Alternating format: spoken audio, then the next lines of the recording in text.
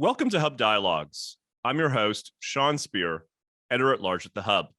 I'm honored to be joined by David Frum for another installment of our bi-weekly video and podcast series, Frum Dialogues. David, as listeners and viewers know, is a staff writer at The Atlantic, the author of several books, and a highly coveted guest and commentator on various cable television programs. We're honored to provide him with a platform to share his insights and analysis on key issues concerning Canadian policy and politics. In today's episode, we're returning to a topic that David has raised a couple of times in previous episodes about how he thinks opposition leaders in a parliamentary system should position themselves vis-a-vis the government. His past observations have received a lot of viewer and listener feedback, so it seemed like a good idea to dedicate more time to David's views on the subject and challenge him with some of the thoughtful comments that we've received. David, thanks for joining us once again. Thank you. I'm looking forward to mixing it up today. Let's start with a refresher for those who may have missed your previous comments. Then we can get into some of the specifics. What's your main argument here? In broad terms, what should opposition leaders in parliamentary systems like Britain's or Canada's be doing in the lead up to the next election, whenever it is? Well, that's a very good caution. We're not talking here about American-style presidential systems. We're not talking about European-style proportional representation systems. We are talking about Westminster systems in consolidated democracies: Britain, Canada, Australia, New Zealand, and similar. It seems to me that it's very important to keep in mind that these facts about those systems. One is that the government has enormous control over the agenda and over the flow of information. And the second is that these are very successful societies that built on a lot of basic acceptance of the rules of the game, a lot of content, and certainly compared to the United States, low levels of polarization. And so there's a big discrepancy in these societies between where the activists in the party are and where the people who decide the electorate is. So the activists they're really agitated about the government of the day. They want something done, and they put enormous pressure on their leaders to speak out. And that creates a tension which forces the hand, because the thing that leaders of these parties need to keep in mind is that while they have the job of establishing plausibility and acceptability to the general public, they do not know what the election is going to be about until very close to what the election is going to be about. And it's really important for them to maintain their tactical flexibility. The government has the initiative. The government has agenda control. The opposition does not. And therefore, the opposition, like someone receiving a serve in tennis, its job is to be nimble on its feet because it doesn't know where the ball is going to go. And if it takes a position too dramatically, and this is the story of Jeremy Corbyn. I have met many problems with Jeremy Corbyn, but he's locked into an identity and there's no room to move. So there are some things that oppositions can affirmatively do, but that's the general case. So in effect, what you're saying is that rather than committing to a detailed policy program, opposition leaders instead should focus their attention on prosecuting their case against the government. But you also have some specific views on the work that they should be doing and how they should be positioning themselves. Let's call them Frum's commandments. Why don't you outline them for our audience? Okay. Well, the most important thing to remember is you are auditioning for a job. That the leader of the opposition is undergoing a long job interview with an inattentive interviewee, and so the first thing to do is to establish plausibility and acceptability for the job you want, and that means above all avoiding mistakes. And again, I'm going to revert to the Jeremy Corbyn case. If it's Remembrance Day, wear a blinking poppy. If there are things that people expect the leader of their state to do those things. Be seen in looking like a prime minister, because that's the job you're competing for. Dress the way a prime minister should dress. Comport yourself the way a prime minister should comport himself or herself. The next thing, of course, is to pay careful attention to your party structure. You're building a machine, and this is both a defensive commandment, because the activists are much more upset about the government than the public is. So if you look like you're doing nothing, you will lose the activists. Candidate recruitment, fundraising, visibility.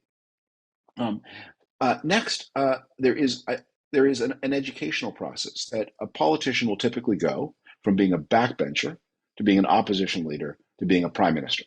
Once that person is the prime minister, there's very little learning space. The opposition leader has lots of learning space. So this is the time to master your briefs, to know the issues, to be ready for government. You don't have to publish a big manifesto to have in your mind some clear ideas of what you would want to do. You need it. So I want to make clear, I'm not saying don't have a plan. I'm just saying don't think that the plan is going to get you the job you want.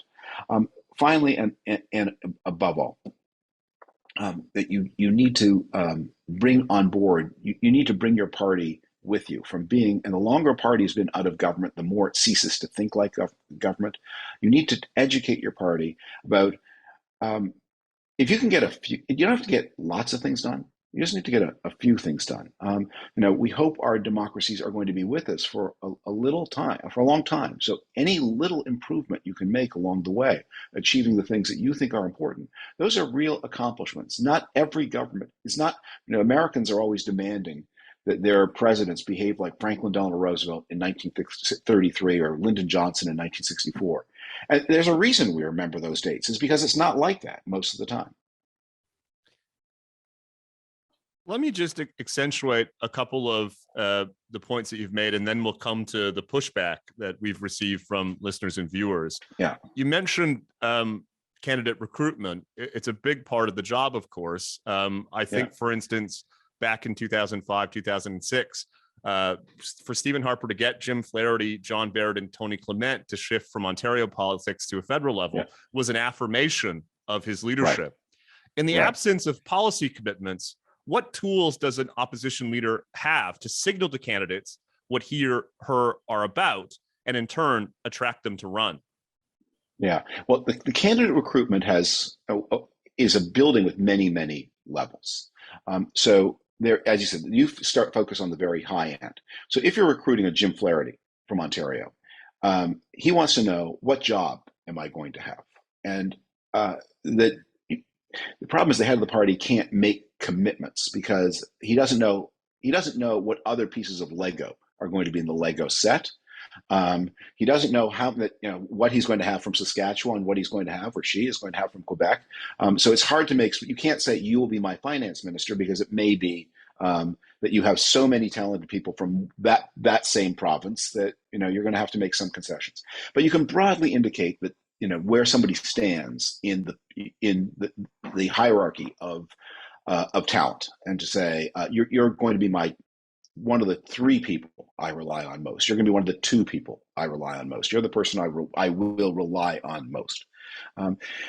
Candidate recruitment also has to focus on down the ballot. One of the reasons that the Mulroney government of the 80s got into so much ethical trouble was because they won a lot of seats they never expected to win. And no one had paid any attention to who was going to be the candidate in the 30th most electable district in Quebec. Your questions were, do you have a pulse? Do you have a criminal record? You get the right answer on the pulse criminal record question. Good, you're our nominee. Thank you very much for your self-sacrifice. And then that person wins. And then there are a lot of questions beyond that. So you need to think a little. You don't want to overdo it, because you probably will not win a huge sweeping majority. But Mulroney was caught by surprise and brought into office many people that I'm sure he didn't think had any business being there. But so those are challenging. But at the top, people are not there. They have agendas of their own. And what they want to know is, and they're often quite specific, and they want to know, will I be able to achieve this or this set of reforms? Will there be scope for me to do that? How high will that rank on your list of priorities? A lot of this is not going to be of intense interest to the general public. If you've got a candidate from the financial sector who wants to rebalance against the insurance companies and in favor of the banks, or the other way around, those are not ballot issues, but they are important policy issues, and that's going to be part of the negotiation. What about the need to define oneself? How, in your view, can an opposition leader define him or herself without a series of governing commitments? Yeah, I think the way you define yourself in a parliamentary democracy in a reasonably successful country is not on the issues. You define yourself as the kind of person you are. And here the voters are very wise. I think I've used this example in the presidential context. President of the United States or candidate for president competes on a bunch of issues, wins office, takes the oath, has the lunch, steps into the Oval, and they say, Mr. and Madam President, there's a giant meteor heading straight to Earth. And at that point, whatever else you thought you were doing, you are now the meteor presidency. And a lot of politics is like that. So when you define yourself on issues, what people really want to know is, suppose there's a giant meteor heading toward Earth. Are you the person I trust?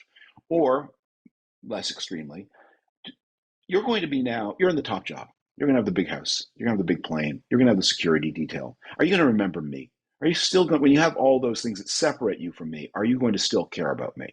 And a lot of politics is about signaling to people that even after I get all this fancy stuff, I'm not going to lose touch with the people who gave me the job and who will rehire me for the job or not. Just an aside, David, to that point, we had a 2019 federal election campaign in Canada where the different parties put out reams of policy commitments. But in hindsight, fundamentally what we were deciding is who was going to lead Canada's pandemic response. And no one remembers any of those policy commitments that were released in the context of that campaign. Exactly. Okay, though, let me push back a bit. I'll start with some contradictory examples. The Liberal Red Book in 1993, or say Mike Harris's Common Sense Revolution in 1995, are cases of opposition parties winning significant electoral victories after having committed to detailed policy programs. How do these examples fit in your commandments? Are they just aberrations?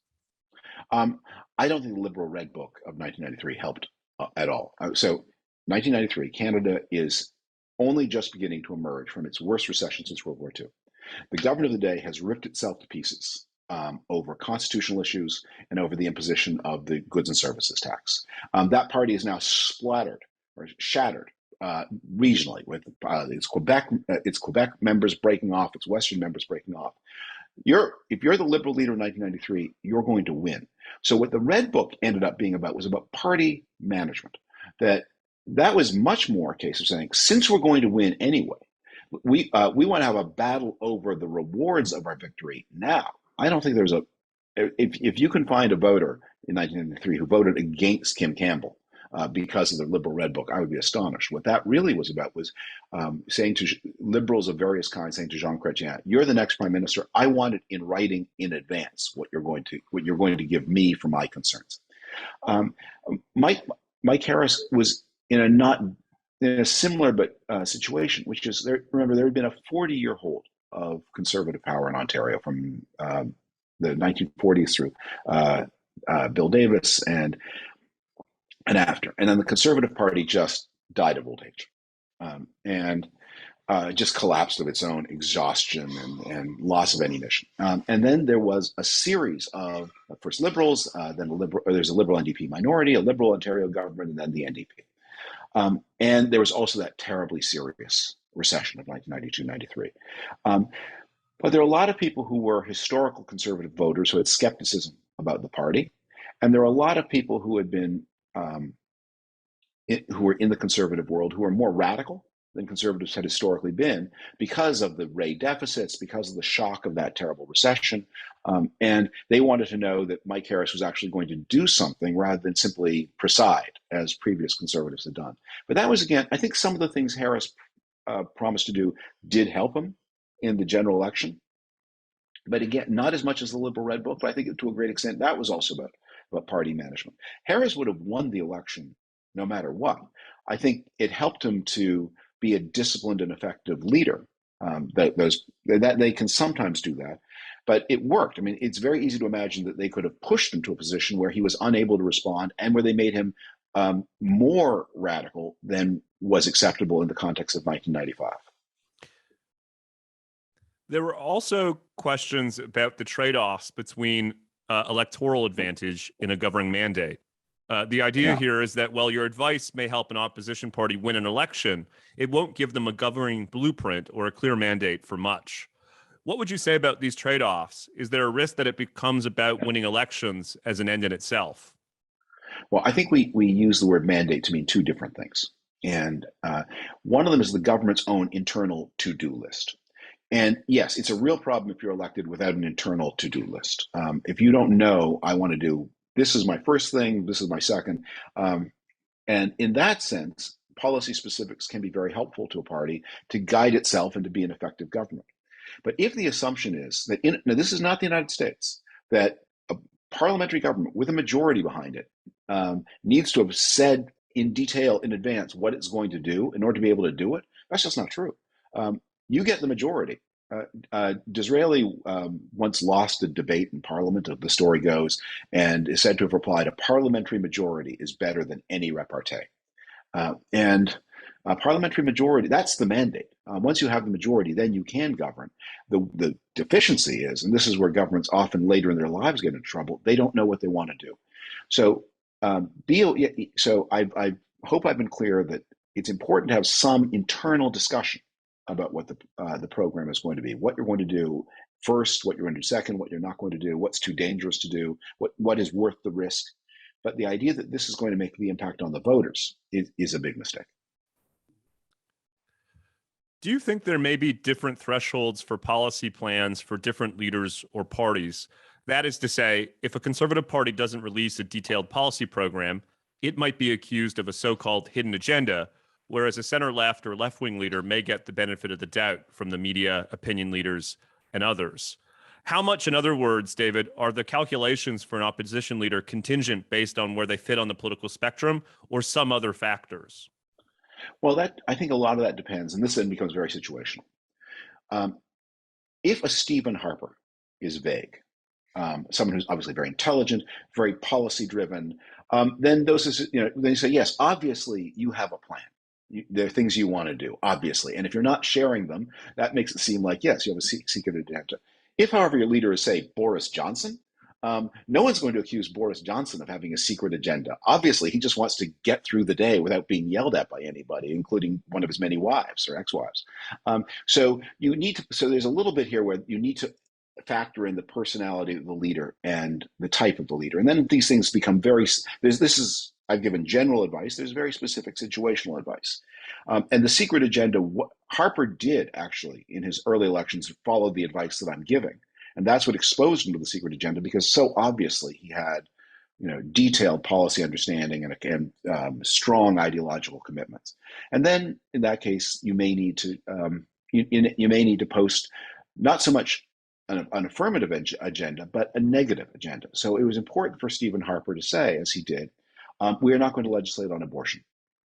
That we're sticking with the status quo on abortion. So if you think that's one of the things I'm going to be doing that I'm not telling you about, I'm going to make a specific negative commitment. I'm not doing that. I'm not going to be very specific about my other things. And look, in Harper, he got his majority. And what did he sail immediately into? The worst financial crisis since the Great Depression. And I don't think, if you had sat down with Stephen Harper and interviewed him in 2006 and said, if you get a majority, what would you do? I don't think it lined up with what he in fact did, because the circumstances of 2006 and 2010 were so very, very different. We've been speaking in mostly generalities, and I don't want to get into specific personalities or political figures. But as we have a Conservative Party leadership race in Canada, there's a lot of talk about coalitional considerations. How, in effect, will the next leader hold the party's different factions, whether it's red Tories in Atlantic Canada or Western populists or social conservatives and so on. To what extent, David, is a detailed policy program a means by which to signal to a party's different intellectual and ideological factions that they are indeed in the tent of a large brokerage party's coalition? I would say less than you think. Because, look, highly ideological people want to believe that coalitions are built on ideology, and but especially when you're talking about elected officials and activists, that disregards the crucial part of personality. I mean, why was Mulroney such an efficient and effective coalition builder? He made people feel that he cared about them. So he would go to Nova Scotia and go to Quebec and go to Ontario, and he'd give them a little something. There'd be a little something like, he remember one of the things I remember very vividly. One of the things that was an important issue for him was that there was an Air Canada contract, and there was a dispute between whether Winnipeg should have it or Montreal should have it. I forget who won, and I certainly forget what the merits were. But Mulroney managed to signal to the Manitoba people that he was on their side, and that helped him enormously. I don't know what the upshot of it was. I don't recall anymore. But personality, it's a people business. And there's a story in Michael Bliss's account of the prime ministers. This is the best anecdote in the book, I think. There's a story about a young liberal in the 1870s who gets terribly ill and has to leave Parliament for a while. And he returns to Parliament, and he meets with the leaders of his party, Edward Blake, and they're doer men. And he runs into John A. Macdonald in the halls, and Macdonald knows his name and puts his arm around him and says how much he's looking forward to getting hard questions from this opposition member in the future, as he always has in the past. And the man then writes his wife, says, "I think Macdonald is a scoundrel of the deepest kind, and I disapprove of all of his principles of government. But it's hard to fight against so lovable a man." And in a parliamentary system with your coalition,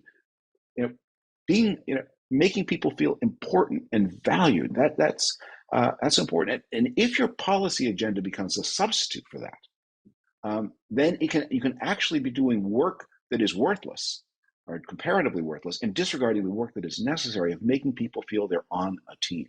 I think those of us who think and talk politics always tend to overestimate the role of ideas and underestimate the role of personality. And the voters and the professionals who care about, they're not wrong, because the issue, as you said, with pandemic, with financial crisis, the issues have a way of being overtaken by events, but the personality remains. So in Britain, for example, what Keir Starmer is doing is he is reassuring his work every day. Say the Labour Party of Clement Attlee to Tony Benn, that was of the center as much as of the left, that was proudly patriotically British, that accepted the monarchy, that admired the armed forces, that believed that Britain had a role in the world, that upheld its alliances and commitments. That Labour Party is back. And does he have any idea what the issues are going to be before him?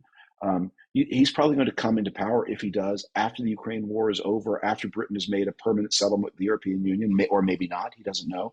But what he can do is connect with British people on that deep level so that he's ready when it's his turn, if it becomes his turn.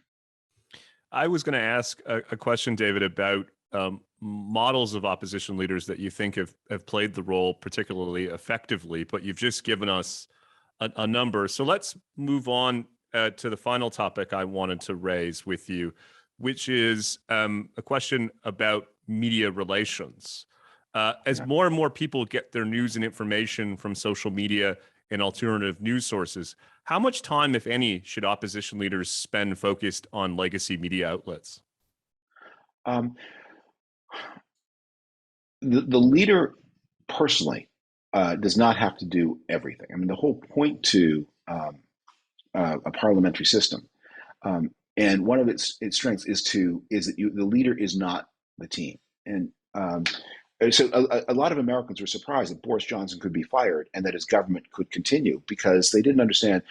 Legally, the voters had elected the Conservatives, and the leader of the Conservatives became the prime minister. And if the Conservatives changed their leader, then that person changed. So you have a front bench, and you should use them. Legacy media remains important, and it probably remains most important to the voters you need most. The people who are following politics on social media, they probably, they know how they're going to vote. The people who are uncertain and up for grabs, they're probably watching legacy media, and that media can be important. Generally, I mean, politicians always have to be suspicious of the media, the imperatives. Politicians always think that the media is out to get them.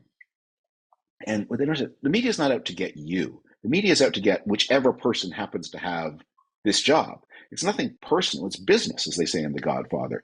That embarrassing a leader is a win for a reporter. Catching the leader offside, and it's not that whether they like the leader or not.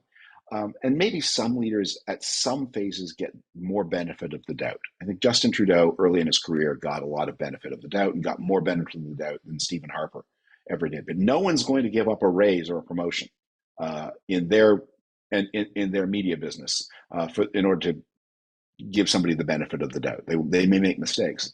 So but you just need to. There's an adversarial relationship, but it's also a symbiotic relationship. You need each other, and if you start thinking of them as the enemy, then you don't use them and get from them what they can do for you. This has been a great conversation. We've covered a lot of ground and addressed many of the questions and comments that we've received from listeners and viewers over the past several weeks. Do you want to just wrap up, David, with any final observations, any addendums or illuminations of what we've come to call Frum's commandments? I think the main thing is you can't force it. You can't force it. Let me give you one more analogy. I started with tennis, that you're waiting for the serve, being nimble on your feet. The other analogy I would use from the world of sport is skeet shooting. They fire the clay pigeon up into the air, and you have to point the shotgun. I'm just terrible at this, by the way. But so I'm not bragging here. But the reason it's so difficult is you can't shoot at the pigeon. You have to shoot at the place where the pigeon is going to be at the moment when your pellets arrive at that space. You're always ahead of where the pigeon and trying to guess where the pigeon is going. Now, fortunately, in this case, it's a clay pigeon. It's just a disc. It's following the laws of physics. It has no volition of its own. It is moving on an arc that is mathematically predictable. The voters are different. But that makes the problem similar, but even more difficult. You have to think, where will they be? Let me get with one last example. The whole Republican campaign for Congress in 2022 has been operating on this theory. It doesn't matter how crazy we are. It doesn't matter how terrible many of our Senate candidates are. All that's going to matter in November is that in April of 2022, gasoline prices reached an all-time high. But the problem is, what's going to matter is not where gasoline prices were in April of 22. It's going to matter where they are in October of 2022. And because gasoline prices are sliding at the steepest rate ever seen, it suddenly matters a great deal that you're being crazy, that you've nominated all these terrible candidates. And they made a bet. They bet everything on the issue of gas prices. And guess what? The issue is changing, and the bet looks not as good as it did a few months ago. As you talk, David, it seems to me we might add to the Frum's commandments axiom, the idea of snatching defeat from the jaws of victory. I want to thank you for joining me for another one of our biweekly episodes of Frum Dialogues, and I look forward to catching up in a couple of weeks.